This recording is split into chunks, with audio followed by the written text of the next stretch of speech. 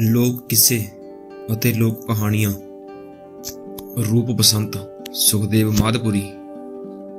ਰੂਪ ਬਸੰਤ ਦੀ ਲੋਕ ਗਾਥਾ ਸਦੀਆਂ ਪੁਰਾਣੀ ਹੈ। ਇਤਿਹਾਸ ਦੀਆਂ ਪੈੜਾਂ ਇਸ ਨੂੰ ਜ਼ਿਲ੍ਹਾ ਫਤਿਹਗੜ੍ਹ ਸਾਹਿਬ ਦੇ ਪਿੰਡ ਉੱਚਾ ਪਿੰਡ ਸੰਘੋਲ ਨਾਲ ਜੋੜਦੀਆਂ ਹਨ। ਇਸ ਪਿੰਡ ਦੇ ਨਾਂ ਨਾਲ ਕਈ ਦੰਦ ਕਥਾਵਾਂ ਵੀ ਜੁੜੀਆਂ ਹੋਈਆਂ ਹਨ। ਕਹਿੰਦੇ ਹਨ ਹਜ਼ਾਰਾਂ ਵਰ੍ਹੇ ਪਹਿਲਾਂ ਸੰਘੋਲ ਇੱਕ ਘੁੰਗ ਵੱਸਦਾ ਸ਼ਹਿਰ ਸੀ, ਜਿਸ ਦਾ ਨਾਂ ਸੀ ਸੰਗਲਾਦੀਪ। ਰੂਪ ਬਸੰਤ ਦੇ ਪਿਤਾ ਰਾਜਾ ਖੜਗ ਸੈਨ ਦੀ ਰਾਜਧਾਨੀ। ਰਾਜਾ ਖੜਗ ਸੈਨ ਇੱਕ ਨੇਕ ਦਿਲ, ਧਰਮੀ ਅਤੇ ਅਦਲੀ ਰਾਜੇ ਦੇ ਨਾਮ ਨਾਲ ਪ੍ਰਸਿੱਧ ਸੀ। ਉਸ ਦੇ ਰਾਜ ਵਿੱਚ ਪ੍ਰਜਾ ਬਹੁਤ ਸੁਖੀ ਸੀ। ਸਾਰੇ ਉਸ ਨੂੰ ਬੜਾ ਮਾਣ ਆਦਰ ਦਿੰਦੇ ਸਨ। ਕਿਸੇ ਗੱਲ ਦੀ ਉਸ ਨੂੰ ਕੋਈ ਤੋਟ ਨਹੀਂ ਸੀ। ਔਲਾਦ ਵੱਲੋਂ ਵੀ ਉਹ ਸੰਤੁਸ਼ਟ ਸੀ। ਉਸ ਦੇ ਦੋ ਪਿਆਰੇ ਪੁੱਤਰ ਸਨ, ਰੂਪ ਅਤੇ ਬਸੰਤ, ਜਿਨ੍ਹਾਂ ਨੂੰ ਵੇਖਿਆ ਭੁੱਖ ਲੈਂਦੀ ਸੀ। ਅੱਖਾਂ ਰੱਜ ਜਾਂਦੀਆਂ ਸਨ। ਰੂਪ ਵੱਡਾ ਸੀ, 15 ਵਰ੍ਹਿਆਂ ਦਾ, ਤੇ ਬਸੰਤ ਰੂਪ ਤੋਂ 2 ਸਾਲ ਛੋਟਾ ਸੀ। ਖੜਗ ਸੈਨ ਆਪਣੀ ਪਿਆਰੀ ਰਾਣੀ ਰੂਪਵਤੀ ਵੱਲੋਂ ਫਿਕਰਮੰਦ ਸੀ। ਰੂਪਵਤੀ ਕੁਝ ਸਮੇਂ ਤੋਂ ਬਿਮਾਰ ਸੀ। ਰਾਜ ਦੇ ਹਕੀਮ ਨੇ ਉਸ ਦਾ ਬਹੁਤ ਇਲਾਜ ਕੀਤਾ, ਪਰ ਉਹ ਅਜਿਹੀ ਮੰਜੇ ਤੇ ਪਈ ਕਿ ਉੱਠ ਨਾ ਸਕੀ ਤੇ ਕੁਝ ਦਿਨ ਪਾ ਕੇ ਰਾਣੀ ਸਵਰਗ ਸਿਧਾਰ ਗਈ। ਰਾਣੀ ਦੀ ਮੌਤ ਕਾਰਨ ਸਾਰੇ ਰਾਜ ਵਿੱਚ ਸੋਗ ਦੀ ਲਹਿਰ ਦੌੜ ਗਈ। ਰੂਪ ਬਸੰਤ ਆਪਣੀ ਮਾਂ ਦੇ ਵਿਯੋਗ ਵਿੱਚ ਬਹੁਤ ਰੁੰਨੇ। ਉਹਨਾਂ ਦਾ ਰੋਣ ਝੱਲਿਆ ਨਹੀਂ ਸੀ ਜਾਂਦਾ। ਖੜਗ ਸੈਨ ਆਪ ਹਾਲੋ ਬੇਹਾਲ ਹੋਇਆ ਪਿਆ ਸੀ। ਉਸ ਨੂੰ ਸੂਝ ਨਹੀਂ ਸੀ ਰਿਹਾ ਕਿ ਕਿਵੇਂ ਆਪਣੇ ਆਪ ਤੇ ਕਾਬੂ ਪਾਵੇ। ਰਾਜ ਦੇ ਅਹਲਕਾਰਾਂ ਤੇ ਦਰਬਾਰੀਆਂ ਨੇ ਉਹਨਾਂ ਦੇ ਗਮ ਨੂੰ ਭੁਲਾਉਣ ਲਈ ਸ਼ਹਿਆਂ ਦਿਲਬਰੀਆਂ ਦਿੱਤੀਆਂ ਤੇ ਢਾਰਸਾਂ ਬਣਾਈਆਂ। ਸਮਾਂ ਆਪਣੇ ਤੋਰੇ ਤੁਰਦਾ ਰਿਹਾ। ਰੂਪ ਬਸੰਤ ਜਵਾਨੀ ਦੀਆਂ ਬਰੂਹਾਂ ਤੇ ਪੁੱਜ ਚੁੱਕੇ ਸਨ। ਉਹਨਾਂ ਦੇ ਆਪਣੇ ਸ਼ੌਂਕ ਸਨ। ਰੂਪ ਨੂੰ ਸ਼ਿਕਾਰ ਖੇਡਣ ਦਾ ਸ਼ੌਂਕ ਸੀ ਤੇ ਬਸੰਤ ਕਬੂਤਰ ਉਡਾਉਣ ਦਾ ਸ਼ੌਕੀਨ ਸੀ। ਅਲੜ ਜਵਾਨੀ ਆਪਣੇ ਸ਼ੌਂਕ 'ਚ ਮਸਤ ਸੀ। ਖੜਗ ਸੈਨ ਨੂੰ ਰਾਜ ਦਰਬਾਰ ਦੇ ਕੰਮਾਂ ਕਾਜਾਂ ਤੋਂ ਵਿਹਲ ਨਹੀਂ ਸੀ ਮਿਲਦੀ। ਇਹਨਾਂ ਰੁਝੇਵਿਆਂ ਕਰਕੇ ਰਾਣੀ ਦੇ ਵਿਯੋਗ ਨੂੰ ਉਹ ਭੁੱਲਣ ਲੱਗੇ। ਖੜਗ ਸੈਨ ਨੂੰ ਆਪਣੀ ਰਾਣੀ ਰੂਪਵਤੀ ਨਾਲ ਬਹੁਤ ਮੁਹੱਬਤ ਸੀ। ਉਸ ਦੇ ਵਿਛੋੜੇ ਦਾ ਉਹਦੇ ਮਨ ਤੇ ਅਤੇ ਸਰੀਰ ਤੇ ਬਹੁਤ ਮਾੜਾ ਪ੍ਰਭਾਵ ਪੈ ਰਿਹਾ ਸੀ। ਖੜਗ ਸੈਨ ਰਾਜ ਦਰਬਾਰ ਵਿੱਚੋਂ ਜਦੋਂ ਆਪਣੇ ਮਹਿਲਾਂ ਨੂੰ ਆਉਂਦਾ, ਉਹਨੂੰ ਡੋਬੂ ਪੈਣ ਲੱਗ ਜਾਂਦੇ। ਰਾਣੀ ਬਿਨਾਂ ਸੁੰਨਾ ਮਹਿਲ ਵੱਢ ਖਾਣ ਆਉਂਦਾ। 2-2.5 ਵਰ੍ਹੇ ਇਸੇ ਅਵਸਥਾ ਵਿੱਚ ਲੰਘ ਗਏ। ਆਖਰ ਉਹਦੇ ਵਜ਼ੀਰਾਂ ਤੇ ਅਮੀਰਾਂ ਨੇ ਉਸ ਨੂੰ ਦੂਜੀ ਸ਼ਾਦੀ ਕਰਾਉਣ ਲਈ ਮਨਾ ਲਿਆ। ਰਾਜਿਆਂ ਨੂੰ ਭਲਾ ਸ਼ਾਦੀਆਂ ਦਾ ਕੀ ਘਾਟਾ। ਸੰਗਲਾਦੀਪ ਦੇ ਰਾਜਪੂਤ ਸਰਦਾਰ ਇੰਦਰ ਸੈਨ ਨੇ ਆਪਣੀ 16-17 ਵਰ੍ਹੇ ਦੀ ਪਰੀਆਂ ਵਰਗੀ ਮਲੂਕ ਧੀ ਚੰਦਰਵਤੀ ਅੱਧਖੜ ਉਮਰ ਦੇ ਰਾਜਾ ਖੜਗ ਸੈਨ ਨਾਲ ਵਿਆਹ ਦਿੱਤੀ। ਮਹਿਲਾਂ ਵਿੱਚ ਮੁੜ ਰੌਣਕਾਂ ਆ ਗਈਆਂ। ਚੰਦਰਵਤੀ ਦੀ ਮਹਿਕਾ ਭਰੀ ਜਵਾਨੀ ਨੇ ਅੱਧਖੜ ਉਮਰ ਦੇ ਖੜਗ ਸੈਨ ਨੂੰ ਕੀਲ ਲਿਆ। ਮਾਗਵੀ ਜਵਾਨੀ ਨੂੰ ਉਹ ਭਲਾ ਕਿੰਨਾ ਕੁ ਚਿਰ ਹੰਢਾਉਂਦਾ। ਚੰਦਰਵਤੀ ਦੀ ਜਵਾਨੀ ਉਹਦੇ ਮਖਮਲੀ ਤੇ ਰੇਸ਼ਮੀ ਕੱਪੜਿਆਂ ਵਿੱਚ ਮਿਆਉਂਦੀ ਨਹੀਂ ਸੀ, ਤੇ ਨਾ ਹੀ ਉਸ ਦੀ ਅੱਧਖੜ ਉਮਰ ਦਾ ਪਤੀ ਉਸ ਦੀਆਂ ਅੰਦਰੂਨੀ ਭਾਵੁਕ ਤੇ ਕਾਮੁਕ ਭਾਵਨਾਵਾਂ ਨੂੰ ਸੰਤੁਸ਼ਟੀ ਪ੍ਰਦਾਨ ਕਰਨ ਦੇ ਵਿੱਚ ਸਮਰੱਥ ਸੀ। ਹੀਰੇ ਜਵਾਹਰਤ ਅਤੇ ਹਾਰ ਸ਼ਿੰਗਾਰ ਉਸ ਦੀ ਭਾਵੁਕ ਤ੍ਰਿਸ਼ਨਾ ਨੂੰ ਤ੍ਰਿਪਤ ਨਹੀਂ ਕਰ ਰਹੇ ਸਨ। ਜਦੋਂ ਕਦੀ ਉਹ ਆਪਣੀ ਸ਼ੌਕਣ ਦੇ ਪੁੱਤਰਾਂ ਰੂਪ ਅਤੇ ਬਸੰਤ ਵੱਲ ਵੇਖਦੀ ਤਾਂ ਇੱਕ ਅਗੰਮੀ ਖੁਸ਼ੀ ਉਹਦੇ ਅੰਦਰ ਚਰਨਾਟਾ ਛੇੜ ਦਿੰਦੀ। ਰੂਪ ਤੇ ਬਸੰਤ ਲੋਹੜੇ ਦੇ ਹੁਸੀਨ ਸਨ ਤੇ ਅਜੇ ਜਵਾਨੀ ਦੀਆਂ ਬਰੂਹਾਂ ਤੇ ਕਦਮ ਰੱਖ ਰਹੇ ਸਨ। ਉਹਦਾ ਦਿਲ ਕਰਦਾ ਉਹਨਾਂ ਨਾਲ ਹੱਸੇ ਖੇਡੇ, ਅੱਠ ਖੇਲੀਆਂ ਕਰੇ।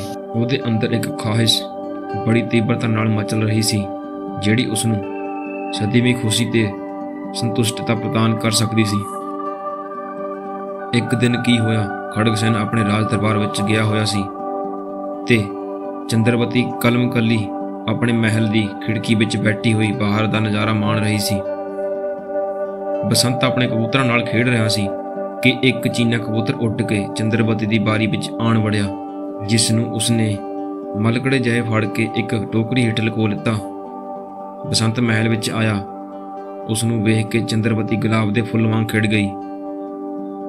ਉਹ ਉਸ ਨੂੰ ਕਬੂਤਰ ਦੇਣ ਦੇ ਭੱਜ ਆਪਣੇ ਵਿਸ਼ਰਾਮ ਭਵਨ ਵਿੱਚ ਲੈ ਗਈ ਤੇ ਆਪਣੇ ਕੋਲ ਪਲੰਘ ਤੇ ਬਿਠਾ ਲਿਆ ਅਤੇ ਉਹਦੇ ਹੱਥਾਂ ਨੂੰ ਪੋਲੇ-ਪੋਲੇ ਪਲੋਸਦਿਆਂ ਸ਼ਹਿਦ ਜਿਹੇ ਮਿੱਠੇ ਬੋਲ ਬੋਲਦਿਆਂ ਬੋਲੀ, "ਵੇ ਬਸੰਤ, ਤੈਨੂੰ ਕਬੂਤਰਾਂ ਨਾਲ ਖੇਡਣ ਦਾ ਸ਼ੌਂਕ ਹੈ।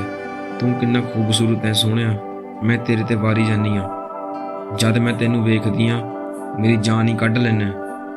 ਆਪਾਂ ਦੋਨੋਂ ਹਾਣ ਪ੍ਰਵਾਨ ਦੇ ਆਂ। ਮੈਨੂੰ ਆਪਣੀ ਕਬੂਤਰੀ ਬਣਾ ਲੈ ਸੋਹਣਿਆ, ਸਾਰੀ ਜ਼ਿੰਦਗੀ ਤੇਰੀ ਬਣ ਕੇ ਰਹਾਂਗੀ। ਬਸੰਤ ਦੇ ਚੇਤੇ ਵੀ ਨਹੀਂ ਸੀ ਕਿ ਰਾਣੀ ਉਹਦੇ ਨਾਲ ਇਸ ਤਰ੍ਹਾਂ ਨਾਲ ਵਰਤਾਓ ਕਰੇਗੀ। ਮਾਤਾ ਜੀ, ਇਹ ਕਿਵੇਂ ਹੋ ਸਕਦਾ ਹੈ? ਮੈਂ ਤੁਹਾਡਾ ਪੁੱਤਰ ਹਾਂ, ਧਰਤ ਅਸਮਾਨ ਫਟ ਨਹੀਂ ਜਾਣਗੇ? ਪੁੱਤਰ ਮਾਂ ਦਾ ਰੂਪ ਹੰਢਾਵੇ। ਸੋਹਣਿਆ, ਨਾ ਮੈਂ ਤੈਨੂੰ ਜਨਮ ਦਿੱਤਾ ਹੈ ਤੇ ਨਾ ਗੋਦ ਖਿਡਾਇਆ। ਮੈਂ ਤੇਰੀ ਮਾਂ ਨਹੀਂ, ਤੇਰੀ ਹਾਨਣਾ। ਮੇਰੀ ਜਵਾਨੀ ਵੱਲ ਵੇਖ ਤੇ ਮੈਨੂੰ ਆਪਣੀ ਬਣਾ ਲੈ। ਮੇਰੇ ਦਿਲ ਜਾਨੀਆਂ, ਮੈਂ ਚਰੋਕਣੀ ਤੇਰੇ ਦੀਦਾਰ ਨੂੰ ਤਰਸਦੀ ਪਈ ਹਾਂ। ਮਾਂ, ਮੈਨੂੰ ਅਜਿਹੀਆਂ ਗੱਲਾਂ ਨਾਲ ਪੁਚਲਾ ਨਾ। ਸਮਾਜਿਕ ਰਿਸ਼ਤੇ ਤੇ ਨੈਤਿਕ ਕਦਰਾਂ ਕੀਮਤਾਂ ਦਾ ਘਾਣ ਸਾਡੇ ਸਮਾਜ ਨੂੰ ਕਿੱਧਰ ਲੈ ਤੁਰੇਗਾ? ਮੇਰੀ ਰੂਹ ਦੇ ਹਾਣੀਆਂ ਸਮਾਜ ਨੇ ਭਲਾ ਮੈਨੂੰ ਕੀ ਦਿੱਤਾ ਹੈ? ਕੱਚੀ ਕੈਲ ਨੂੰ ਅੱਧਖੜ ਬੁੱਢੜੇ ਦੇ ਲੜ ਲਾ ਕੇ ਮੇਰੀ ਜਵਾਨੀ ਰੋੜ ਦਿੱਤੀ ਹੈ। ਮੋਤੀ ਹੀਰੇ ਪੰਨੇ ਮੇਰੇ ਲਈ ਕਾਣੀ ਕੌਡੀ ਦੇ ਸਮਾਨ ਨੇ। ਤੂੰ ਮੇਰੀ ਬਾਂਹ ਫੜ ਕੇ ਪਾਰ ਲੰਘਾ ਦੇ ਸੋਹਣਿਆ। ਉਸ ਤੋਂ ਕੰਮ ਲੈ ਮਾਤਾ ਮੇਰੀਏ, ਇਹ ਰਿਸ਼ਤਾ ਮੈਂ ਨਿਭਾ ਨਹੀਂ ਸਕਦਾ। ਅਜੇ ਵੀ ਸੋਚ ਲੈ, ਜੇ ਤੂੰ ਮੇਰੀ ਗੱਲ ਨਹੀਂ ਮੰਨਣੀ ਤਾਂ ਇਸ ਦੇ ਨਤੀਜੇ ਮਾੜੇ ਭੁਗਤਣੇ ਪੈਣਗੇ। ਤੂੰ ਤਿਆਰ ਹੋ ਜਾ ਮਾਤਾ, ਮੈਂ ਹਰ ਸਜ਼ਾ ਭੁਗਤਣ ਲਈ ਤਿਆਰ ਹਾਂ। ਆਪਣੇ ਬਾਪ ਦੀ ਦਾੜੀ ਦੀ ਲਾਜ ਰੱਖਾਂਗਾ। ਇੰਨਾ ਆਖ ਬਸੰਤ ਇੱਕਦਮ ਮਹਿਲ ਤੋਂ ਬਾਹਰ ਹੋ ਗਿਆ। ਚੰਦਰਵਤੀ ਪਲੰਗ ਤੇ ਪਈ ਬਿਨਾਂ ਪਾਣੀਓਂ ਮੱਛੀ ਵਾਂਗ ਤੜਫਣ ਲੱਗੀ। ਬਸੰਤ ਨੇ ਰੂਪ ਨੂੰ ਆ ਕੇ ਸਾਰੀ ਹੱਡ ਬੀਤੀ ਸੁਣਾ ਦਿੱਤੀ। ਦੋਨੋਂ ਚਿੰਤਾ ਦੇ ਸਾਗਰ ਵਿੱਚ ਡੁੱਬ ਗਏ। ਆਥਣ ਪਸਰੀ, ਹਨੇਰਾ ਗੂੜਾ ਹੋਇਆ। ਖੜਗ ਸੈਨਾ ਆਪਣੇ ਮਹਿਲਾਂ ਨੂੰ ਪਰਤਿਆ। ਸਾਰੇ ਸਮਾਧਾਨ ਗੁੱਲ, ਦੀਵਾਨਾ ਬੱਤੀ। ਉਹ ਅੰਦਰ ਵੜਿਆ। ਚੰਦਰਵਤੀ ਸਿਰ ਮੂੰਹ ਲਪੇਟੀ ਖਣ ਪੱਟੀ ਲਈ ਪਲੰਗ ਦੇ ਪਈ ਹੈ। ਕਮਰੇ ਦੀਆਂ ਵਸਤਾਂ ਇੱਧਰ ਉੱਧਰ ਖਿੰਡੀਆਂ ਪਈਆਂ। ਰਾਜਾ ਭਮੱਤਰ ਗਿਆ। ਉਹਨੇ ਉਸ ਦੇ ਮੂੰਹ ਤੋਂ ਪੱਲਾ ਖਿੱਚ ਕੇ ਪਰੇ ਕੀਤਾ। ਰਾਣੀ ਦੇ ਚਿਹਰੇ ਤੇ ਘਰੂਟਾਂ ਦੇ ਨਿਸ਼ਾਨ, ਸਿਰ ਤੇ ਵਾਲ ਖਿੰਡੇ ਪੁੰਡੇ ਜਿਵੇਂ ਕਿ ਕਿਸੇ ਨਾਲ ਹੱਥੋਂ ਪਾਈ ਕੀਤੀ ਹੋਵੇ। ਰਾਣੀ ਨੇ ਉੱਠਦੇ ਸਾਰ ਹੀ ਹਟਕੋਰਿਆਂ ਅਤੇ ਹੰਝੂਆਂ ਦੀ ਝੜੀ ਲਾ ਦਿੱਤੀ। ਰਾਜਨ, ਕੀ ਦੱਸਾਂ, ਕੀ ਨਾ ਦੱਸਾਂ? ਲੋੜਾ ਮਾਰਿਆ ਤੁਹਾਡੇ ਲਾਡਲੇ ਪੁੱਤਰ ਬਸੰਤ ਨੇ। ਅੱਜ ਮਹਿਲੀ ਆਇਆ ਸੀ। ਕੱਲੀ ਵੇਖ, ਉਹਨੇ ਮੇਰੇ ਨਾਲ ਹੱਥੋਂ ਪਾਈ ਕੀਤੀ ਹੈ। ਮੈਂ ਬੁਰਸੇ ਕੋਲੋਂ ਆਪਣੀ ਪੱਤ ਨੂੰ ਮਸੀਂ ਬਚਾਇਆ। ਚੰਦਰਵਤੀ ਨੇ ਤਰੀਆਂ ਚਲਿੱਤਰ ਦਾ ਅਜਿਹਾ ਬਾਣ ਚਲਾਇਆ ਕਿ ਖੜਗ ਸੈਨ ਸੋਚੀ ਪੈ ਗਿਆ। ਇਹ ਕਿਵੇਂ ਹੋ ਸਕਦਾ ਹੈ ਮੇਰੀ ਰਾਣੀਏ? ਬਸੰਤ ਅਜਿਹਾ ਨਹੀਂ ਕਰ ਸਕਦਾ। ਸੱਚੋ ਸੱਚ ਦੱਸ। ਰਾਜਨ, ਬਸੰਤ ਤੁਹਾਡਾ ਪੁੱਤਰ ਹੈ ਨਾ, ਇਸ ਲਈ ਮੇਰੀ ਗੱਲ ਦਾ ਆਪ ਨੂੰ ਇਤਬਾਰ ਨਹੀਂ। ਇੰਨਾ ਆਖ ਚੰਦਰਵਤੀ ਜਾਰੋ ਜਾਰ ਰੋਣ ਲੱਗ ਪਈ। ਰਾਜਾ ਉਹਦੇ ਭਾਵਾਂ ਦੇ ਵਾਰ ਨੂੰ ਸਹਿ ਨਾ ਸਕਿਆ। ਉਹ ਤੁਰ ਅੰਦਰ ਤੱਕ ਤੜਫ ਉੱਠਿਆ। ਉਹਨੇ ਰਾਣੀ ਨੂੰ ਆਪਣੀ ਬੁੱਕਲ ਵਿੱਚ ਲੈਂਦਿਆਂ ਕਿਹਾ, ਮੇਰੀ ਬੇਗਮ, ਮੈਨੂੰ ਤੇਰੇ ਤੇ ਭਰੋਸਾ। ਜਿਹੜਾ ਕੋਈ ਕਰਮ ਬਸੰਤ ਨੇ ਤੇਰੇ ਨਾਲ ਕੀਤਾ ਉਹ ਮੁਆਫ ਕਰਨ ਵਾਲਾ ਨਹੀਂ। ਉਸ ਨੂੰ ਅਜਿਹੀ ਸਜ਼ਾ ਦਿਆਂਗਾ ਕਿ ਲੋਕੀ ਰਹਿੰਦੀ ਦੁਨੀਆ ਤੱਕ ਯਾਦ ਰੱਖਣਗੇ।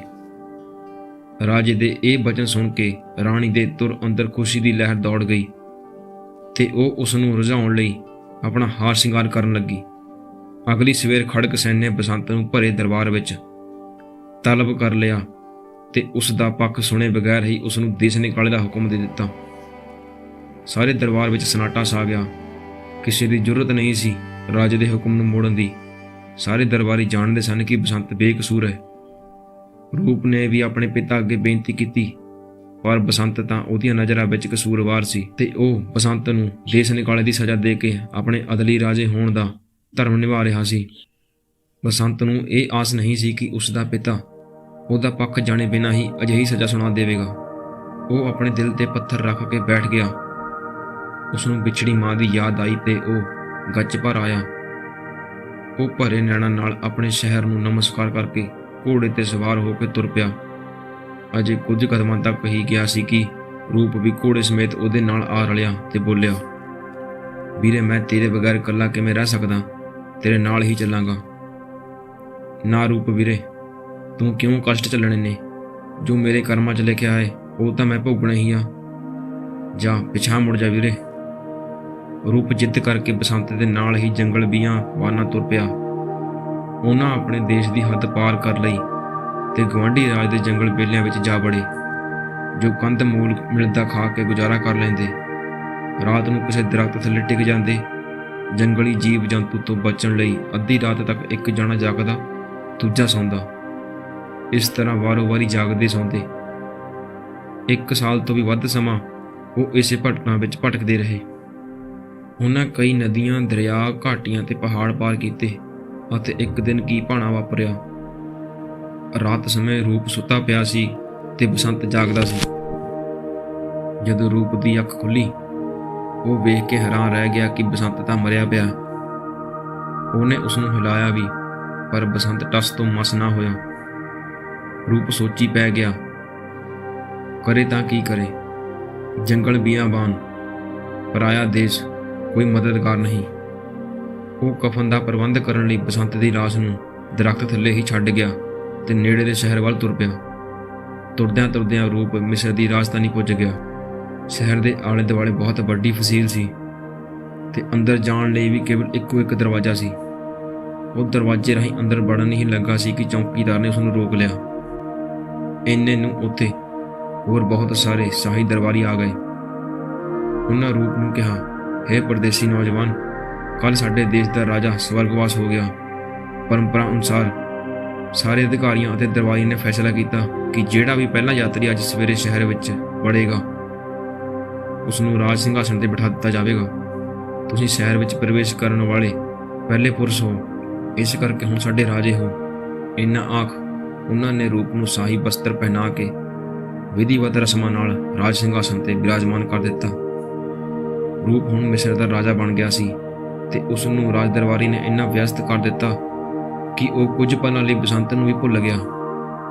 ਉਹ ਕੁਝ ਦਿਨਾਂ ਬਾਅਦ ਉਸ ਥਾਂ ਤੇ ਵੀ ਗਿਆ ਜਿੱਥੇ ਬਸੰਤ ਦੀ ਲਾਸ਼ ਪਈ ਸੀ।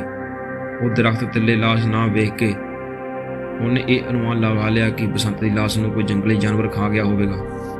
ਉਹ ਬਸੰਤ ਦੇ ਗਮ ਨੂੰ ਆਪਣੇ ਦਿਲ ਵਿੱਚ ਸਮੋ ਕੇ ਪਰਤ ਆਇਆ ਅਤੇ ਆਪਣੇ ਰਾਜ ਦੇ ਕੰਮਾਂ ਕਾਰਾਂ ਵਿੱਚ ਲੱਗ ਗਿਆ। ਇੱਧਰ ਬਸੰਤ ਦੀ ਹੋਣੀ ਵੇਖੋ, ਜਦੋਂ ਰੂਪ ਉਹਦੇ ਕਫਨ ਦੀ ਭਾਲ ਵਿੱਚ ਉਸ ਨੂੰ ਛੱਡ ਕੇ ਗਿਆ। ਉਸ ਦੇ ਜਾਣ ਬਾਅਦ ਹੀ ਮੰਗਲਨਾਥ ਦਾ ਜੋਗੀ ਇੱਧਰੋਂ ਤੁਰਦਾ ਫਿਰਦਾ ਉਸ ਦਰਖਤ ਕੋਲ ਆ ਗਿਆ ਜਿੱਥੇ ਬਸੰਤ ਦੀ ਲੋਥ ਪਈ ਸੀ।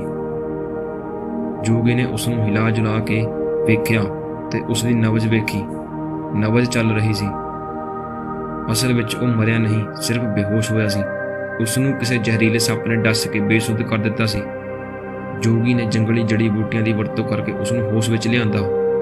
ਬਸੰਤ ਨੇ ਜੋਗੀ ਨੂੰ ਆਪਣੀ ਸਾਰੀ ਵਿਥਿਆ ਸੁਣਾਈ। ਜੋਗੀ ਉਸ ਨੂੰ ਆਪਣੀ ਕੁਟੀਆ ਵਿੱਚ ਲੈ ਆਇਆ ਤੇ ਆਪਣੇ ਕੋਲ ਹੀ ਰੱਖ ਲਿਆ। ਬਸੰਤ ਨੇ ਵੀ ਆਪਣੇ ਜੀਵਨ ਦਾਤੇ ਨੂੰ ਆਪਣਾ ਆਪ ਸਮਰਪਿਤ ਕਰ ਦਿੱਤਾ ਤੇ ਉਹਦੀ ਸੇਵਾ ਵਿੱਚ ਲੀਨ ਹੋ ਗਿਆ। ਉਸ ਨੂੰ ਰੂਪ ਦੀ ਯਾਦ ਆਉਂਦੀ ਤੇ ਸੋਚਦਾ, ਪਤਾ ਨਹੀਂ ਉਸ ਨਾਲ ਕੀ ਬਣਿਆ ਹੋਵੇਗਾ। ਖੌਰੇ ਜਿਉਂਦਾ ਵੀ ਹੈ ਕਿ ਜੰਗਲੀ ਜਾਨਵਰਾਂ ਨੇ ਆਪਣਾ ਖਾਜਾ ਬਣਾ ਲਿਆ। ਜੋਗੀ ਕੋਲ ਰਹਿੰਦੇ ਬਸੰਤ ਨੇ 7 ਵਰ੍ਹੇ ਲਗਾ ਦਿੱਤੇ। ਬਸੰਤ ਨੂੰ ਸ਼ਿਕਾਰ ਖੇਡਣ ਦਾ ਸ਼ੌਂਕ ਬਚਪਨ ਤੋਂ ਹੀ ਸੀ। ਜੋਗੀ ਨੇ ਉਸ ਦੇ ਸ਼ੌਂਕ ਨੂੰ ਮੱਠਾ ਨਾ ਪੈਣ ਦਿੱਤਾ। ਇੱਕ ਦਿਨ ਬਸੰਤ ਘੋੜੇ ਤੇ ਸਵਾਰ ਇੱਕ ਸ਼ਿਕਾਰ ਮਗਰ ਲੱਗਿਆ ਬਹੁਤ ਦੂਰ ਨਿਕਲ ਗਿਆ ਤੇ ਅਚਾਨਕ ਆਏ ਹਨੇਰੀ ਝੱਖੜ ਨੇ ਉਸ ਨੂੰ ਰਾਹ ਭੁਲਾ ਦਿੱਤਾ। ਹਨੇਰਾ ਹੋਣ ਕਰਕੇ ਉਹ ਪਿਛਾਂਹ ਜਾਣ ਜੋਗਾ ਵੀ ਨਹੀਂ ਸੀ। ਉਹਨੂੰ ਦੂਰ ਇੱਕ ਸ਼ਹਿਰ ਨਜ਼ਰ ਆਇਆ। ਉਹ ਸ਼ਹਿਰ ਦੀ ਫਸੀਲ ਦੇ ਮੁੱਖ ਦਰਵਾਜ਼ੇ ਤੇ ਪੁੱਜ ਗਿਆ। ਦਰਵਾਜ਼ਾ ਬੰਦ ਸੀ। ਉਸਨੇ ਦਰਵਾਜ਼ਾ ਖੜਕਾਇਆ। ਅੰਦਰੋਂ ਚੌਕੀਦਾਰ ਨੇ ਦਰਵਾਜ਼ੇ ਦੀ ਮੂਰੀ ਰਾਹੀਂ ਆਖਿਆ, ਰਾਜੇ ਦਾ ਹੁਕਮ ਹੈ, ਇਹ ਦਰਵਾਜ਼ਾ ਰਾਤ ਨੂੰ ਬੰਦ ਹੋ ਕੇ ਦੁਬਾਰਾ ਨਹੀਂ ਖੁੱਲਦਾ, ਕਿਉਂਕਿ ਰਾਤ ਸਮੇਂ ਇੱਥੇ ਇੱਕ ਆਦਮਖੋਰ ਸ਼ੇਰ ਆਉਂਦਾ ਹੈ। ਉਹਨੇ ਪ੍ਰਜਾ ਦੇ ਬਹੁਤ ਸਾਰੇ ਬੰਦੇ ਮਾਰ ਦਿੱਤੇ ਨੇ। ਚੰਗਾ ਇਹੀ ਹੈ ਕਿ ਤੂੰ ਕਿਧਰੇ ਹੋਰ ਚਲੇ ਜਾ, ਦਰਵਾਜ਼ਾ ਮੈਂ ਨਹੀਂ ਖੋਲ੍ਹਣਾ। ਇੰਨਾ ਆਖ ਚੌਕੀਦਾਰ ਨੇ ਤਾਕੇ ਵੀ ਬੰਦ ਕਰ ਦਿੱਤੀ। ਬਸੰਤ ਹੁਣ ਕੀ ਕਰਦਾ? ਹਨੇਰਾ ਗੂੜਾ ਹੋ ਰਿਹਾ ਸੀ। ਕਾਲੀ ਬੋਲੀ ਡਰਾਉਣੀ ਰਾਤ। ਬਸੰਤ ਨੇ ਦਰਵਾਜ਼ੇ ਦੇ ਸਾਹਮਣੇ ਹੀ ਰਾਤ ਕੱਟਣ ਦਾ ਮਨ ਬਣਾ ਲਿਆ। ਅੱਧੀ ਰਾਤ ਲੰਘੀ ਕਿ ਖੁੰਖਾਰ ਸ਼ੇਰ ਨੇ ਆ ਬੁਹਾੜ ਮਾਰੀ। ਬਸੰਤ ਤਾਂ ਅਜੇ ਜਾਗਦਾ ਹੀ ਪਿਆ ਸੀ।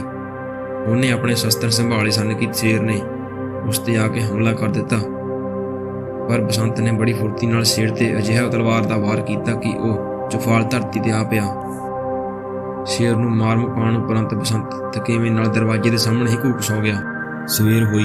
ਚੌਕੀਦਾਰ ਨੇ ਸ਼ਹਿਰ ਦਾ ਦਰਵਾਜ਼ਾ ਖੋਲ੍ਹਿਆ। ਉਹਨੇ ਵੇਖਿਆ ਸ਼ੇਰ ਮਾਰਿਆ ਪਿਆ ਹੈ ਤੇ ਨਾਲ ਹੀ ਇੱਕ ਸ਼ੇਰ ਨੂੰ ਮਾਰਨ ਵਾਲਾ ਘੂਕ ਸੁੱਤਾ ਪਿਆ ਹੈ। ਉਹਨੇ ਤੁਰੰਤ ਕੋਤਵਾਲ ਨੂੰ ਬੁਲਾਇਆ।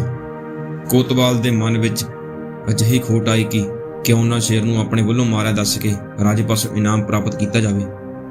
ਉਹਨਾਂ ਨੇ ਮਤਾ ਪਾ ਕੇ ਸੁੱਤੇ ਪਏ ਬਸੰਤ ਨੂੰ ਵੱਢ ਟੁੱਕ ਕੇ ਬੇਹੋਸ਼ ਕਰ ਦਿੱਤਾ ਤੇ ਉਸ ਨੂੰ ਉੱਥੋਂ ਚੁੱਕ ਕੇ ਖਤਾਨਾਂ ਵਿੱਚ ਸੁੱਟ ਆਏ। ਆਦਮਖੋਰ ਸ਼ੇਰ ਦੀ ਮਾਰੇ ਜਾਣ ਦੀ ਖਬਰ ਸੁਣ ਕੇ ਰਾਜਾ ਰੂਪ ਬਹੁਤ ਖੁਸ਼ ਹੋਇਆ। ਉਹਨੇ ਚੌਕੀਦਾਰ ਅਤੇ ਕੋਤਵਾਲ ਨੂੰ ਉਹਨਾਂ ਦੀ ਬਹਾਦਰੀ ਬਦਲੇ ਢੇਰ ਸਾਰੇ ਇਨਾਮ ਦਿੱਤੇ। ਸਾਰੇ ਸ਼ਹਿਰ ਵਿੱਚ ਕੋਤਵਾਲ ਦੀ ਬਹਾਦਰੀ ਦੇ ਚਰਚੇ ਹੋ ਗਏ ਸਨ। ਉਧਰ ਸ਼ੇਰ ਨੂੰ ਮਾਰਨ ਵਾਲਾ ਬਸੰਤ ਖਤਾਨਾਂ ਵਿੱਚ ਪਿਆ ਕਰਾ ਰਿਹਾ ਸੀ। ਕਰਨੀ ਕੁਦਰਤ ਦੀ ਕੋਈ ਤੀਜੇ ਪਹਿਰ ਇਸ ਸ਼ਹਿਰ ਦਾ ਕਾਲੂ ਘੁਮਿਆਰ ਮਿੱਟੀ ਲੈਣ ਖਤਾਨਾਂ ਵੱਲ ਗਿਆ। ਉਹ ਵੇਖ ਕੇ ਹੈਰਾਨ ਰਹਿ ਗਿਆ ਕਿ ਇੱਕ ਨੌਜਵਾਨ ਖਤਾਨਾਂ ਵਿੱਚ ਵੱਢਿਆ ਟੁੱਕਿਆ ਕਰਾ ਰਿਹਾ ਹੈ। ਉਹ ਉਸ ਨੂੰ ਉਸ ਵੇਲੇ ਆਪਣੇ ਖੋਤੇ ਤੇ ਲੱਦ ਕੇ ਘਰ ਲੈ ਆਇਆ ਤੇ ਉਸ ਦੀ ਇਮਾਨਦਾਰੀ ਕਰਨ ਲੱਗਾ। ਬਸੰਤ ਕੁਝ ਦਿਨਾਂ ਵਿੱਚ ਹੀ 9x9 ਹੋ ਗਿਆ। ਘੁਮਾਰ ਤੇ ਘੁਮਾਰੀ ਇਕੱਲੇ ਹੀ ਘਰ ਵਿੱਚ ਰਹਿ ਰਹੇ ਸਨ। ਉਹਨਾਂ ਦੇ ਕੋਈ ਔਲਾਦ ਨਹੀਂ ਸੀ। ਉਹਨਾਂ ਨੇ ਬਸੰਤ ਨੂੰ ਆਪਣਾ ਪੁੱਤਰ ਬਣਾ ਲਿਆ। ਬਸੰਤ ਵੀ ਉਹਨਾਂ ਵੱਲੋਂ ਕੀਤੇ ਉਪਕਾਰ ਨੂੰ ਭੁੱਲਿਆ ਨਹੀਂ। ਉਹ ਵੀ ਸਕੇ ਪੁੱਤਰ ਵਾਂਗ ਉਹਨਾਂ ਦੇ ਕੰਮਕਾਜ ਵਿੱਚ ਹੱਥ ਵਟਾਉਣ ਲੱਗਾ। ਕਈ ਮਹੀਨੇ ਗੁਜ਼ਰ ਗਏ। ਇੱਕ ਦਿਨ ਬਸੰਤ ਬਾਜ਼ਾਰ ਵਿੱਚ ਘੁੰਮ ਰਿਹਾ ਸੀ ਕਿ ਅਚਾਨਕ ਉਸ ਉੱਤੇ ਕੋਤਵਾਲ ਦੀ ਨਜ਼ਰ ਜਾ ਪਈ। ਉਹਨੇ ਪਛਾਣ ਲਿਆ ਕਿ ਇਹ ਤਾਂ ਉਹੀ ਨੌਜਵਾਨ ਹੈ ਜਿਸ ਨੇ ਸ਼ੇਰ ਨੂੰ ਮਾਰਿਆ ਸੀ। ਆਪਣੇ ਪਾਜ ਦੇ ਉਧੜਨ ਦੇ ਡਰੋਂ ਉਹਨੇ ਬਸੰਤ ਨੂੰ ਕਿਸੇ ਮਾਮਲੇ ਵਿੱਚ ਉਲਝਾਉਣ ਦਾ ਮਨ ਬਣਾ ਲਿਆ। ਉਹਨੇ ਆਪਣੇ ਸ਼ਹਿਰ ਦਾ ਇੱਕ ਬੇਸਵਾ ਪਾਸੋਂ ਬਸੰਤ ਦੇ ਇਲਜ਼ਾਮ ਲਗਾ ਦਿੱਤਾ ਕਿ ਉਹਨੇ ਉਹਦਾ ਹਾਰ ਚੋਰੀ ਕੀਤਾ ਹੈ। ਇਸ ਇਲਜ਼ਾਮ ਵਿੱਚ ਕੋਤਵਾਲ ਨੇ ਬਸੰਤ ਨੂੰ ਜੇਲ੍ਹ ਦੀ ਕੋਠੜੀ ਵਿੱਚ ਬੰਦ ਕਰਵਾ ਦਿੱਤਾ।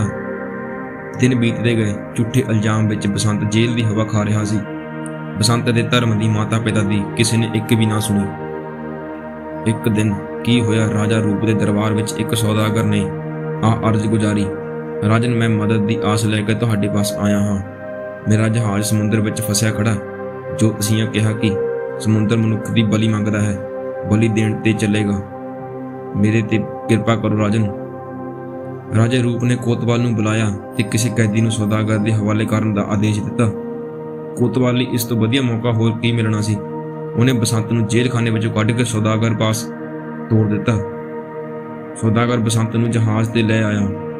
ਬਸੰਤ ਨੇ ਜਹਾਜ਼ ਦੇ ਇੰਜਣ ਦੇ ਕਲ ਪੁਰਜਿਆਂ ਨੂੰ ਆਪਣੇ ਹੱਥਾਂ ਨਾਲ ਇੱਧਰ ਉੱਧਰ ਘੁਮਾਇਆ ਤੇ ਜਹਾਜ਼ ਨੇ ਘੁਰਰ ਘੁਰਰ ਕਰਨਾ ਸ਼ੁਰੂ ਕਰ ਦਿੱਤਾ ਤੇ ਹੌਲੀ ਹੌਲੀ ਰਫ਼ਤਾਰ ਫੜ ਲਈ।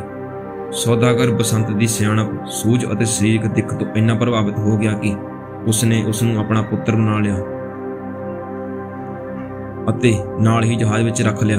ਬਸੰਤ ਹੁਣ ਸੌਦਾਗਰ ਪੁੱਤਰ ਵਜੋਂ ਜਹਾਜ਼ ਤੇ ਵਿਚਰ ਰਿਹਾ ਸੀ ਤੇ ਉਹਦੇ ਲਈ ਸਮੁੰਦਰੀ ਸਫ਼ਰ ਦਾ ਆਪਣਾ ਸਵਾਦ ਸੀ।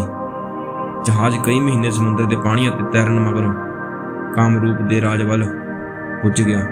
ਬੰਦਰਗਾਹ ਤੇ ਲੰਗਰ ਸੁੱਟ ਕੇ ਸੌਦਾਗਰ ਨੇ ਸ਼ਹਿਰ ਦੇ ਇੱਕ ਬਾਗ ਵਿੱਚ ਜਾ ਡੇਰੇ ਲਾਏ। ਬਸੰਤ ਬਹੁਤ ਹੀ ਖੂਬਸੂਰਤ ਤੇ ਛੈਲ ਛਬੀਲਾ ਗੱਭਰੂ ਸੀ। ਕਾਮਰੂਪ ਦੀਆਂ ਖੂਬਸੂਰਤ ਮਟਿਆਰਾਂ ਨੇ ਉਸ ਨੂੰ ਮੋਹ ਭਿੰਨੀਆਂ ਨਿਗਾਹਾਂ ਨਾਲ ਵੇਖਿਆ ਤੇ ਠੰਡੇ ਹੌਕੇ ਭਰੇ। ਇੱਕ ਦਿਨ ਸੈਰ ਕਰਦੀ ਕਾਮਰੂਪ ਦੀ ਸ਼ਹਿਜ਼ਾਦੀ ਚੰਦਰ ਬਦਨ ਆਪਣੀ ਸਹੇਲੀਆਂ ਨਾਲ ਬਾਗ ਵਿੱਚ ਪੁੱਜ ਗਈ। ਉਹਨੇ ਬੰਕ ਕੇ ਬਸੰਤ ਵੱਲ ਵੇਖਿਆ ਤੇ ਵੇਂਦਿਆਂ ਸਾਰ ਹੀ ਆਪਣਾ ਦਿਲ ਉਹਨੂੰ ਦੇ ਬੈਠੀ ਤੇ ਘਰ ਆ ਕੇ ਆਪਣੇ ਮਾਂ-ਬਾਪ ਨੂੰ ਆਖਿਆ, ਮੈਂ ਤਾਂ ਵਿਆਹ ਹੀ ਸੌਦਾਗਰ ਦੇ ਮੁੰਡੇ ਨਾਲ ਕਰਵਾਉਣਾ, ਨਹੀਂ ਤਾਂ ਸਾਰੀ ਉਮਰ ਕੁਆਰੀ ਰਹਾਂਗੀ। ਉਹਦੇ ਮਾਂ-ਬਾਪ ਆਪਣੀ ਧੀ ਦੀ ਜਿੱਦ ਅੱਗੇ ਠਹਿਰ ਨਾ ਸਕੇ ਤੇ ਉਹਨਾਂ ਨੇ ਸੌਦਾਗਰ ਨੂੰ ਬੁਲਾ ਕੇ ਚੰਦਰ ਬਦਨ ਦੀ ਸ਼ਾਦੀ ਬਸੰਤ ਨਾਲ ਕਰ ਦਿੱਤੀ। ਇੰਨੀ ਖੂਬਸੂਰਤ ਮੁਟਿਆਰ ਬਸੰਤ ਨੇ ਪਹਿਲਾਂ ਕਦੇ ਨਹੀਂ ਸੀ ਦੇਖੀ ਤੇ ਨਾ ਹੀ ਤੱਕੀ। ਉਹਦੇ ਮਿਰਚਾਂ ਵਰਗੇ ਨੈਣਾ ਤੇ ਬਸੰਤ ਫਿਦਾ ਹੋ ਗਿਆ ਤੇ ਉਸਨੇ ਮਿਰਗ ਨੈਣੀ ਚੰਦਰ ਬਦਨ ਨੂੰ ਤਨੋਂ ਮਨੋਂ ਆਪਣਾ ਬਣਾ ਲਿਆ। ਕੁਝ ਦਿਨ ਦੋਨੋਂ ਕਾਮਰੂਪ ਦੇ ਮਹਿਲਾਂ ਦਾ ਆਨੰਦ ਮਾਣ ਕੇ ਜਹਾਜ਼ ਤੇ ਆ ਗਏ ਤੇ ਚੰਦਰ ਬਦਨ ਆਪਣੇ ਮਾਂ-ਬਾਪ ਤੋਂ ਵਿਦਾਈ ਲੈ ਕੇ ਸਮੁੰਦਰੀ ਸਫ਼ਰ ਤੇ ਰਵਾਨਾ ਹੋ ਗਈ। ਜਹਾਜ਼ ਹੁਣ ਵਾਪਸ ਮਿਸਰ ਵੱਲ ਨੂੰ ਪਰਤ ਰਿਹਾ ਸੀ। ਚੰਦਰ ਬਦਨ ਤੇ ਬਸੰਤ ਅਟਖੇਲੀਆਂ ਕਰਦੇ ਪਾਣੀ ਤੇ ਮौज ਮਸਤੀ ਮਾਣਦੇ ਰਹੇ। ਇੱਕ ਦਿਨ ਸੌਦਾਗਰ ਨੇ ਵੇਖਿਆ ਚੰਦਰ ਬਦਨ ਕੱਲਮ ਕੱਲੀ ਮਸਤੂਲ ਕੋਲ ਖੜੋਤੀ ਹੋਈ ਚੜ੍ਹਦੇ ਸੂਰਜ ਨੂੰ ਨਿਹਾਰ ਰਹੀ ਸੀ। ਚੜ੍ਹਦੇ ਸੂਰਜ ਦੀ ਲਾਲੀ 'ਚ ਭਿੱਜੀ ਚੰਦਰ ਬਦਨ ਉਹਨੂੰ ਘਾਇਲ ਕਰ ਗਈ। ਉਹ ਸੋਚਣ ਲੱਗਿਆ, ਜੇ ਚੰਦਰ ਬਦਨ ਮੇਰੀ ਬਣ ਜਾਵੇ ਤਾਂ ਸਾਰੀ ਦੁਨੀਆ ਦੀ ਦੌਲਤ ਇਹਦੇ ਤੇ ਨਿਛਾਵਰ ਕਰ ਦਿਆਂ। ਸੌਦਾਗਰ ਨੇ ਹਰ ਹੀਲੇ ਚੰਦਰ ਬਦਨ ਨੂੰ ਆਪਣੀ ਬਣਾਉਣ ਦਾ ਤਨੋਂ ਮਨੋਂ ਫੈਸਲਾ ਕਰ ਲਿਆ। ਚੰਦਰ ਬਦਨ ਤਾਂ ਸੌਦਾਗਰ ਨੂੰ ਆਪਣੇ ਸਹੁਰੇ ਦੇ ਰੂਪ ਵਿੱਚ ਚਿਤਵ ਰਹੀ ਸੀ ਤੇ ਬਸੰਤ ਆਪਣੇ ਧਰਮ ਦੇ ਪਿਤਾ ਦੇ ਸਮਾਨ ਉਸ ਦਾ ਆਦਰ ਮਾਣ ਕਰਦਾ ਸੀ। ਜਦੋਂ ਮਨੁੱਖ ਦੇ ਅੰਦਰ ਬਦੀ ਉੱਠਦੀ ਹੈ ਤਾਂ ਉਹ ਚੰਗੇ ਮਾੜੇ ਦੀ ਪਹਿਚਾਣ ਕਰਨਾ ਭੁੱਲ ਜਾਂਦਾ ਹੈ।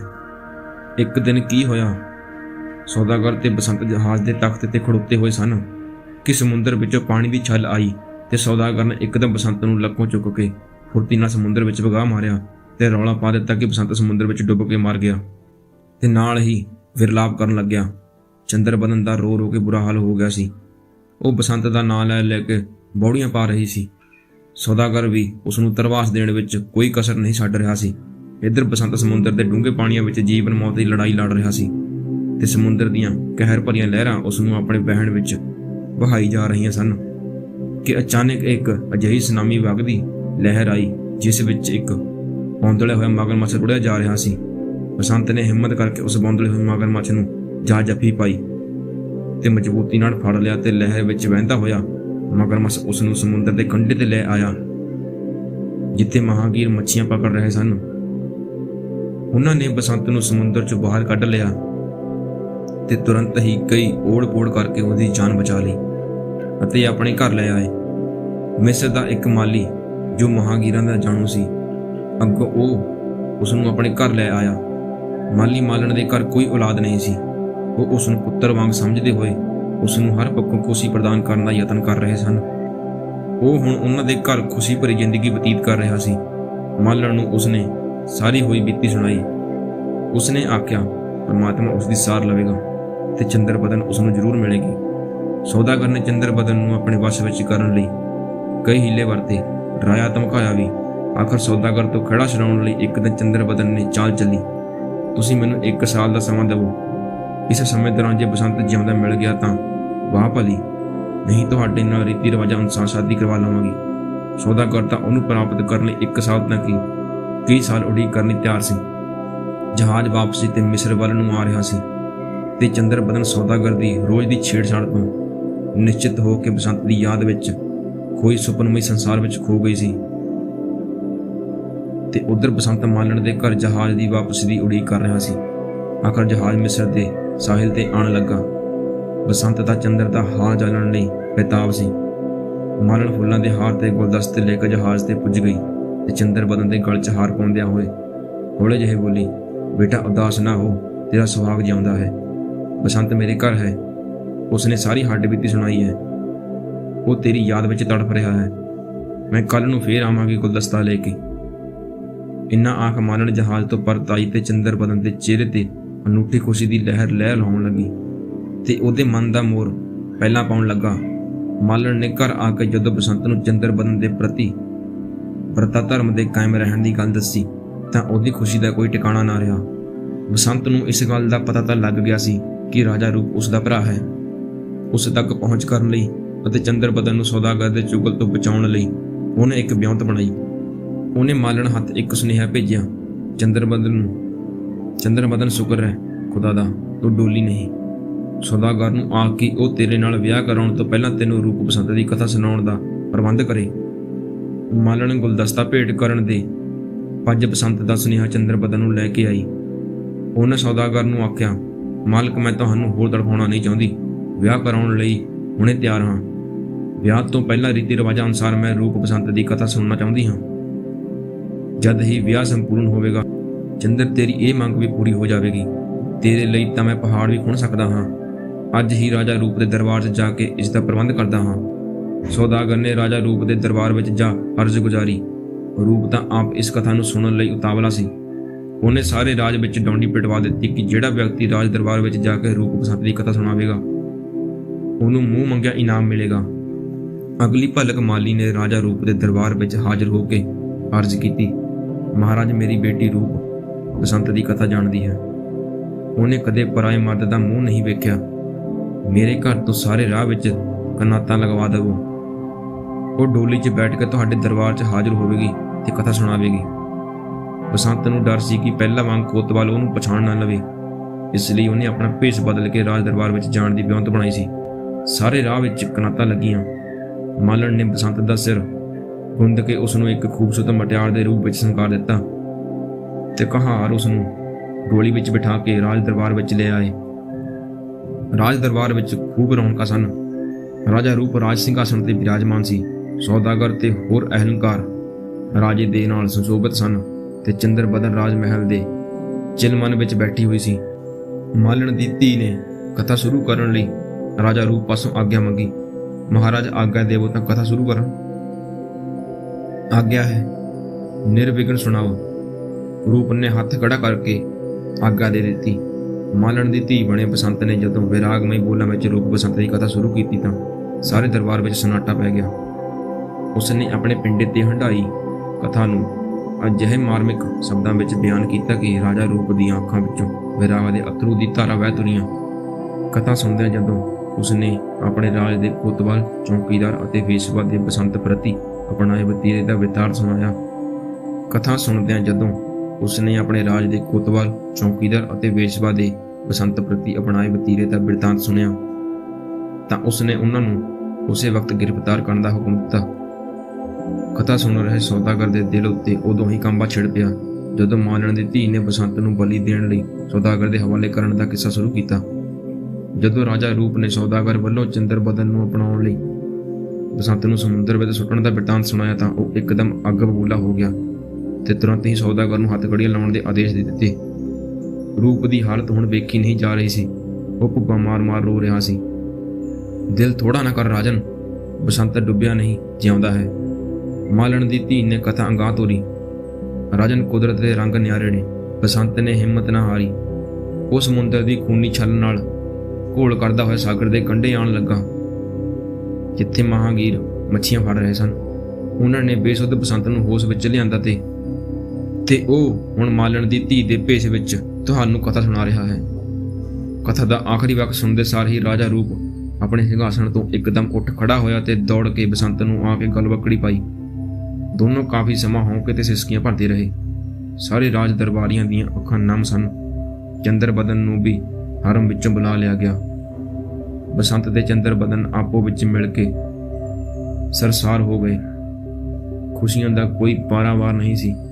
ਰਾਜਧਾਨੀ ਵਿੱਚ ਦੀਪਮਾਲਾ ਕੀਤੀ ਗਈ ਤੇ ਖੈਰਾਤਾਂ ਵੰਡੀਆਂ ਗਈਆਂ। ਰੂਪ ਦੇ ਹੁਕਮ ਤੇ ਬਸੰਤ ਦੇ ਧਰਮ ਦੇ ਮਾਤਾ ਪਿਤਾ, ਕੁਮਾਰ ਤੇ ਕੁਮਾਰੀ ਅਤੇ ਮਾਲੀ ਮਾਲਣ ਨੂੰ ਢੇਰ ਸਾਰੇ ਇਨਾਮ ਦੇ ਕੇ ਸਨਮਾਨਿਤ ਕੀਤਾ ਗਿਆ। ਇਸ ਤੋਂ ਉਪਰੰਤ ਬਸੰਤ ਦੇ ਜੀਵਨ ਦਾਤੇ ਜੋਗੀ ਮੰਗਣਨਾਥ ਦੀ ਭਾਲ ਕਰਕੇ ਉਸ ਨੂੰ ਵੀ ਰਾਜ ਦਰਬਾਰ ਵਿੱਚ ਸ਼ਾਹੀ ਸਨਮਾਨ ਨਾਲ ਨਿਵਾਜਿਆ ਗਿਆ। ਕੋਤਵਾਲ, ਚੌਕੀਦਾਰ, ਵੇਸ਼ਵਾ ਅਤੇ ਸੌਦਾਗਰ ਨੂੰ ਸਖਤ ਸਜ਼ਾਵਾਂ ਭੁਗਤਣ ਲਈ ਜੇਲ੍ਹ ਵਿੱਚ ਭੇਜ ਦਿੱਤਾ ਗਿਆ। ਕੁਝ ਸਮਾਂ ਮਿਸਰ ਦੀ ਰਾਜਧਾਨੀ ਵਿੱਚ ਰਹਿਣ ਮਗਰੋਂ ਰੂਪ ਤੇ ਬਸੰਤ ਆਪਣੇ ਪਿਤਾ ਨੂੰ ਮਿਲਣ ਲਈ ਸਗਲਾਦੀਪ ਆਏ। ਖੜਗਸੈਨ ਹੁਣ ਬੁੱਢਾ ਹੋ ਚੁੱਕਿਆ ਸੀ ਅਤੇ ਚੰਦਰਵਤੀ ਕਈ ਵਰ੍ਹੇ ਪਹਿਲਾਂ ਆਪਣੇ ਅੰਤ ਹਿਣਕਣ ਦੀ ਆਵਾਜ਼ ਸੁਣ ਕੇ ਪਛਤਾਪ ਵਿੱਚ ਮੋਹਰਾਂ ਚੱਟ ਕੇ ਇਸ ਫਾਨੀ ਦੁਨੀਆ ਨੂੰ ਅਲਵਿਦਾ ਆਖ ਚੁੱਕੀ ਸੀ। ਦੋਹਾਂ ਪੁੱਤਰਾਂ ਨੂੰ ਮਿਲ ਕੇ ਖੜਗਸੈਨ ਦੇ ਚਿਰੜਾਏ ਚਿਹਰੇ ਤੇ ਖੁਸ਼ੀ ਦੀ ਲਹਿਰ ਦੌੜ ਗਈ ਸੀ। ਉਸਨੇ ਬਸੰਤ ਨੂੰ ਸਗਲਾਦੀਪ ਦਾ ਰਾਜ ਭਾਗ ਸੰਭਾਲ ਦਿੱਤਾ ਤੇ ਆਪ ਬਣ ਪ੍ਰਸਤ ਧਾਰਨ ਕਰ ਲਿਆ। ਕੁਝ ਦਿਨਾਂ ਮਗਰੋਂ ਰੂਪ ਮਿਸਰ ਦੀ ਰਾਜਧਾਨੀ ਨੂੰ ਪਰਤ ਆਇਆ।